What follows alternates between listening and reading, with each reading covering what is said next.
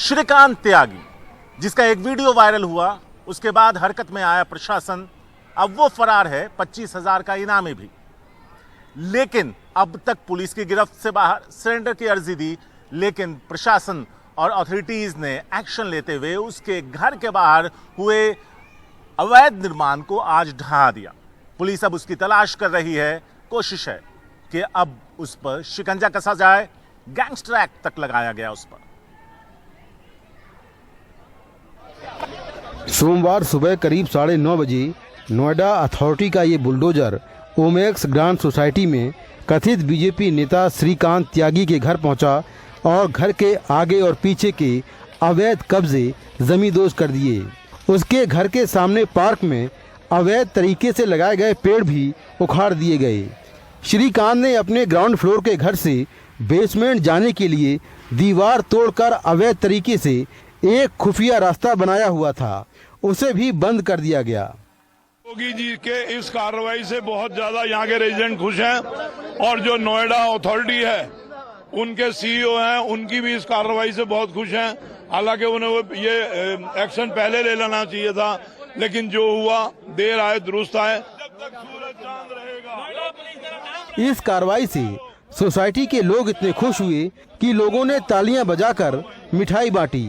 ये नज़ारा कुछ इस तरह था जैसे किसी फिल्म में खलनायक की हार हुई हो।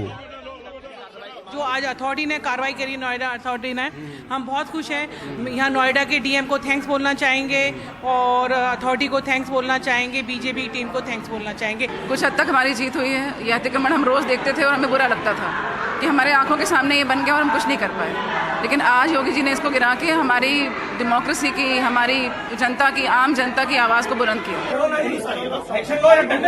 इससे पहले रविवार रात 7 लोग जबरन ओमेक्स ग्रांड सोसाइटी में घुसने की कोशिश कर रहे थे। आरोप लगा कि ये श्रीकांत त्यागी के भेजे हुए गुंडे हैं। जब सोसाइटी के लोगों ने उन्हें घेर कर हंगामा शुरू कर दिया तो बीजेपी के सांसद महेश शर्मा भी वहां पहुंच गए। उन्होंने कहा कि वो शर्मिंदा हैं कि उनकी सरकार में ये सब हो रहा है। आप पूछिए उनके कमिश्नर से। मैंने जब लव कुमार को फोन किया, जब रणविजय को, तब यहाँ पुलिस आई है। मेरे जिलाध्यक्ष हम यहाँ पर हैं, हमें शर्मिंदगी महसूस हो रही है ये कहते हुए हमारी सरकार। माननीय मुख्यमंत्री जी ने घटना का संज्ञान लिया है।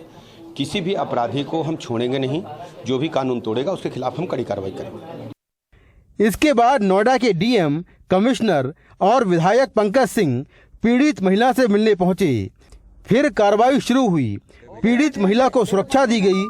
श्रीकांत पर गैंगस्टर एक्ट लगा दिया गया। उसकी व्यावसायिक गतिविधियों की जांच शुरू कर दी गई। स्थानीय थाने के एसएचओ को सस्पेंड कर दिया गया और उसके 7 करीबियों को गिरफ्तार कर लिया गया। किसी और टावर का उन्होंने एड्रेस बना के और वहाँ से अप्रूवल लेने के बाद ही वो वहाँ पे एंटर किए हैं। अच्छा। अभी उनसे पूछताछ हो रही है। उनके विरुद्ध भी क्रिमिनल इंटिमिडेशन का, हाउस ट्रेसपास का केस रजिस्टर। जो भी अक्यूज्ड की अन्य व्यवसायिक गतिविधियां हैं उसके बारे में भी कुछ सूचनाएं मिली है। उसके लिए तत्काल टीम गठित किया गया है, विभिन्न विभागीय टीम गठित किया गया है और उन टीम्स द्वारा उनकी जो अन्य व्यवसायिक गतिविधियां हैं उस पर भी जो कानूनी जाँच करते हुए नियमानुसार कानूनी कार्रवाई की जाएगी। नोएडा पुलिस ने श्रीकांत त्यागी पर 25,000 का इनाम भी घोषित कर दिया है। लेकिन सवाल उठ रहा है कि अब तक इस शख्स पर कार्रवाई क्यों नहीं हुई थी। कांग्रेस का आरोप है कि वो बीजेपी नेताओं के काफी करीब है। फिलहाल फरार चल रहे श्रीकांत त्यागी ने सूरजपुर कोर्ट में सरेंडर की अर्जी दी है, जिस पर 10 अगस्त को सुनवाई होनी है। नोएडा के भंगेल गांव का रहने वाला श्रीकांत त्यागी भूमि अधिग्रहण के दौरान जमीनें बेचकर करोड़पति बना। उसके पास अब भी लाखों रुपए का किराया हर महीने आता है।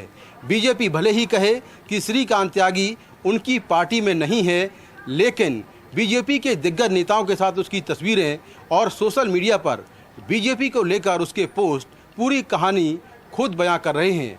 ये बात और है कि शुक्रवार तक खुद को दबंग बताने वाला श्रीकांत त्यागी अब 25,000 का इनामी बदमाश हो चुका है। नोएडा से कैमरामैन मोहम्मद मुसलिन के साथ मैं मुकेश सिंह, एनडीटीवी इंडिया।